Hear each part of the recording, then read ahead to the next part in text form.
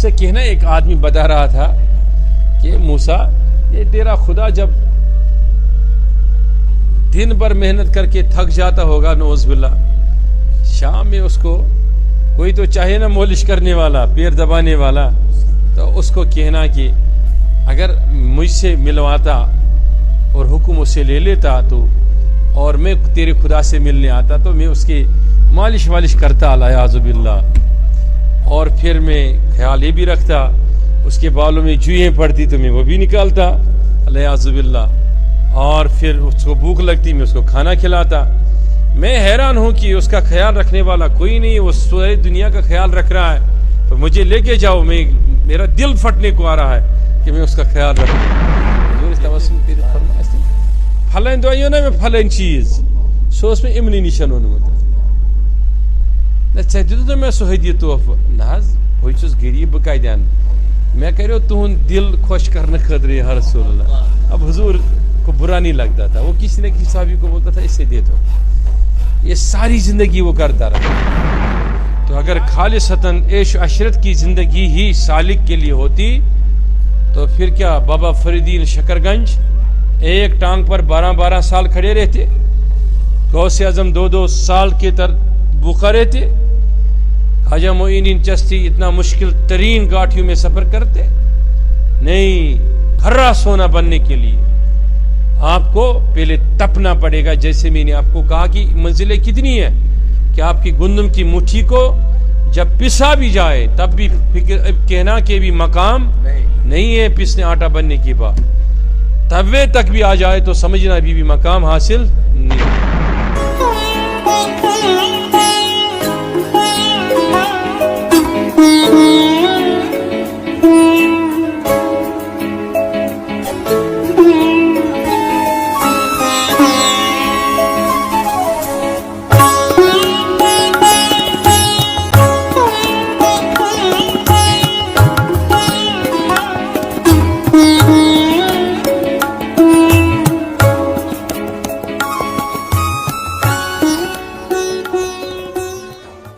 السلام علیکم ورحمۃ اللہ تعالی وبرکاتہ۔ نحمدہ ونصلی ونسلم علی رسولہ الکریم وعلی آلہ وصحبہ الکرام الاجمعین، اما بعد۔ قال اللہ تبارک و تعالی بسم اللہ الرحمن الرحیم، ان الانسان لفی خسر، صدق اللہ مولانا العظیم۔ مولایا صلی وسلم دائما وابدا علی حبیبک خیر الخلق کلہم، محمد سید الکونین والثقلین والفریقین من عرب ومن عجم، هو الحبیب الذی ترجى شفاعته لكل حول من الاحوال مقتحم، ثم رضا نبی بکر وعمر وعن علی وعن عثمان ذی الکرم، یا رب بالمصطفیٰ بلغ مقاصدنا واغفر لنا ما مضى یا واسع الکرم۔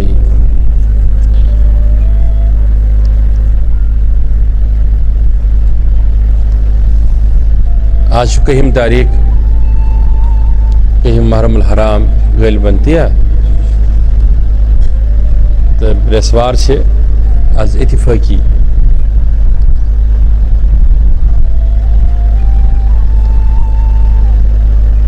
رات پہ اوتر پہ ووت کنٹینیو کانفرنسن مز آج تش پروگرامات، اس لیے زیادہ سما کرنے سے زیادہ بوزن ستین انسان سندس دلس پہ عقل پہ کس نصیحت کت بوجھ بنان، وہ اس کو قبول کرنے سے عاری ہو جاتا ہے اور اس کو قبول کر نہیں پاتا ہے۔ اور یقینی طور انسان جب قبول کرنے سے عاری ہو جاتا ہے، انسان قبول کچھ کر نہیں پاتا ہے تو انسان کی عقل تھک جاتی ہے۔ بولو کیا؟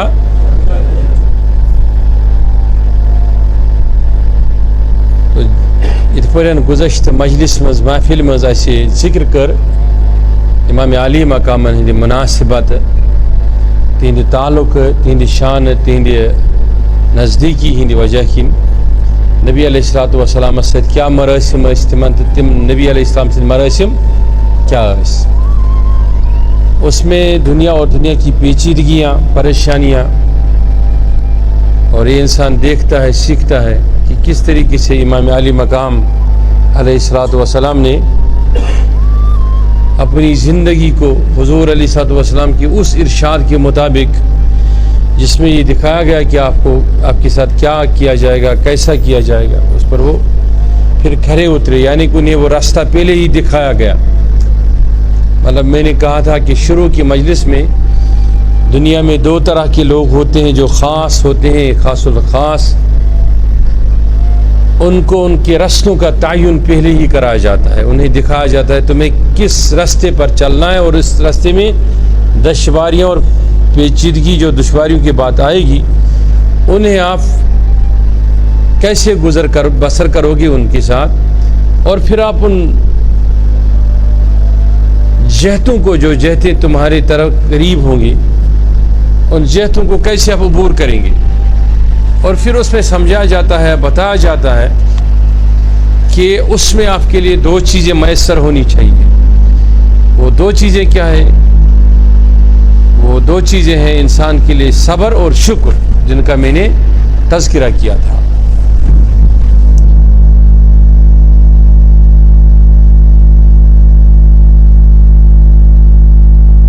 جتنے بھی نبیین علیہ الصلوۃ والسلام، پیغمبر علیہ الصلوۃ والسلام، اچھے راہبین اور اس کے بعد اولیاء صالحین تشریف لائے، ان میں سے بھی اللہ تعالیٰ نے بعض کی منزلیں ایسے سخت کیے تھے، ان کے منازل کو اللہ تعالیٰ نے پوشیدہ رکھا تھا، اور بعض کے منازل کو پہلے ہی ظاہر کیا تھا.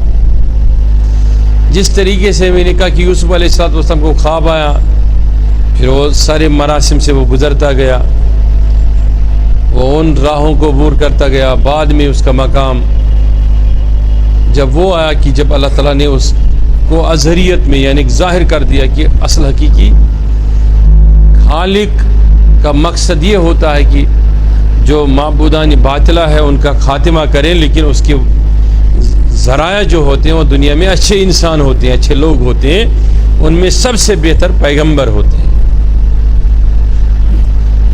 تو اس طریقے سے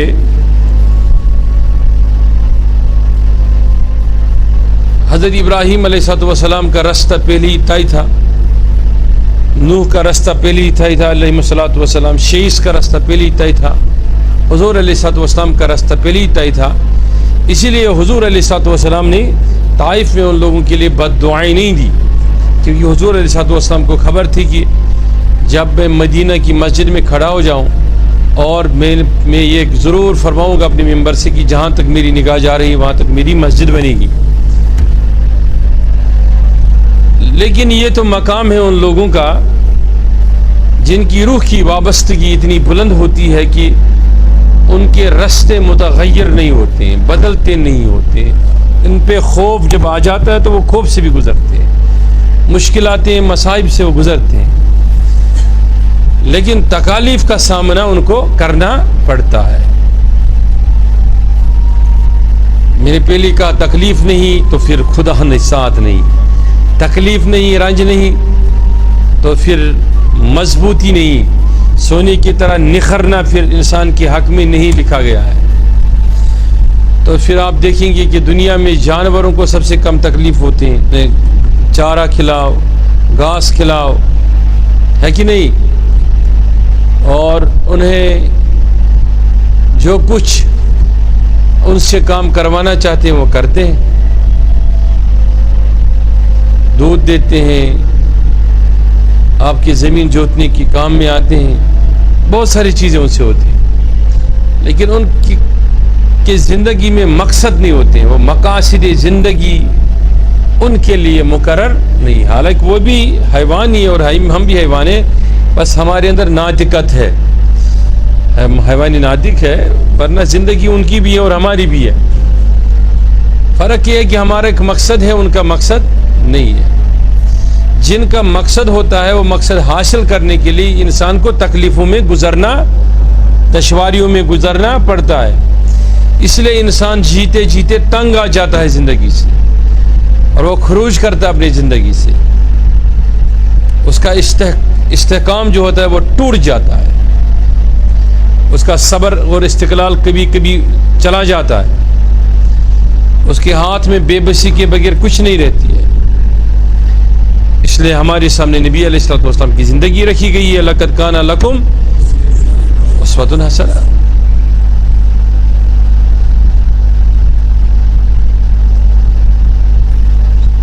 کتھا سمجھوا درویش آسن گو سوئی یم سن دل درویش بن.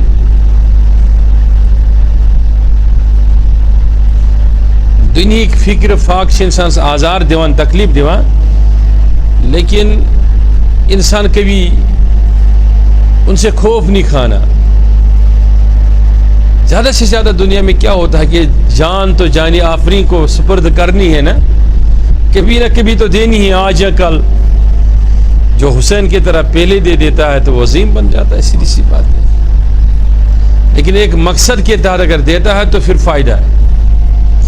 اگر مقصد کی ارد گرد وہ گھومتا ہے تو فائدہ. اگر دنیا کے لیے، دنیا کی چھوٹے موٹے معاملات کے لیے انسان اپنی زندگی کو گزارنے پہ آ جائے تو پھر دنیا کے داؤ پیش میں ایسے زندگی گزر جاتی، انسان کا محصل کچھ نہیں ہوتا ہے، کچھ ہاتھ میں نہیں آتا.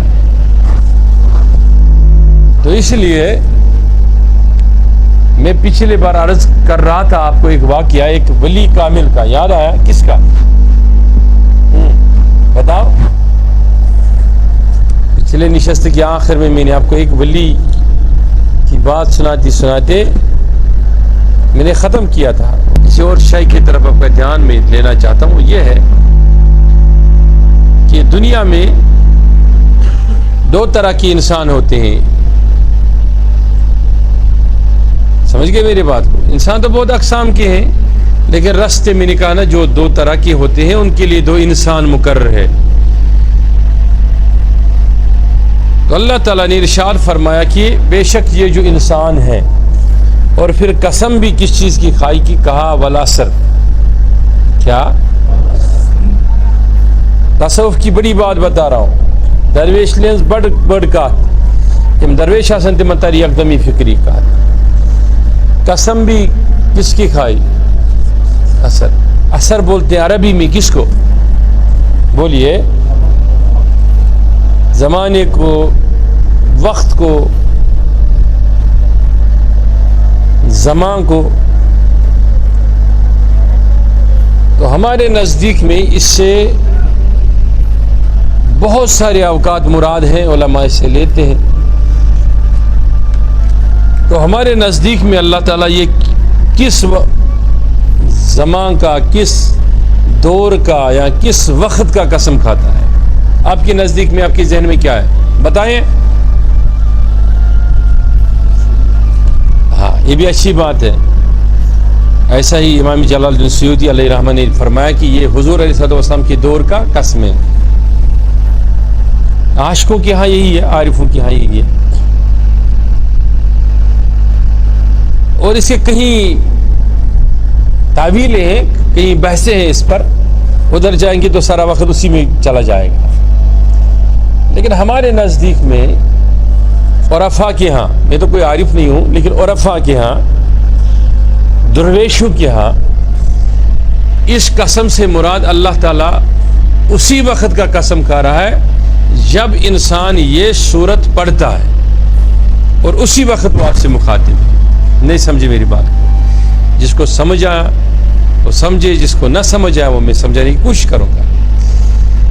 کہ ابھی جب میں نے والعصر ان الانسان لفی خسر پڑھا تو سمجھ لو کہ ابھی اللہ تعالیٰ آپ سے مخاطب ہے، اور ابھی آپ کے ہی وقت کا قسم کھا رہا ہے. سمجھ گئے میری بات کو؟ اس دور میں اس قسم کی اپنی اہمیت تھی. آج کے دور میں، آج تو رسول اللہ صلی اللہ علیہ وسلم آپ کے بیچ میں نہیں ہے نا،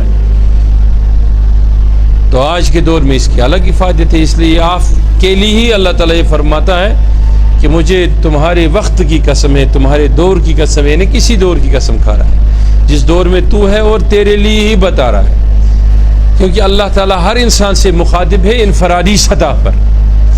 اجتماعیت کے لیے اللہ تعالیٰ کسی نہ کسی بندے کو مبعوث کرتا ہے، کیا؟